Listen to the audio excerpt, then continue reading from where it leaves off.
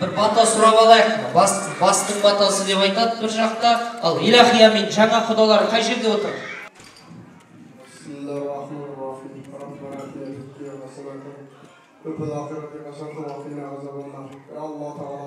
Басымызға алалар, басымызға амандық берсін.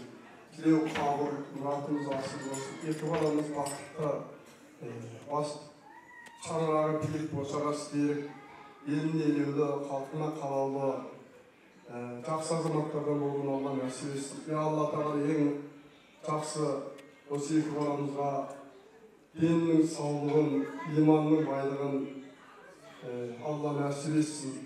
Алла тағала ел жұртымызға амандық, халқымызға тыныштық, бай бақытты заман болып, осындай құтты той жасауды барлықтарыңызға Алла нәсіп етсін. Әмин. Аллаху акбар.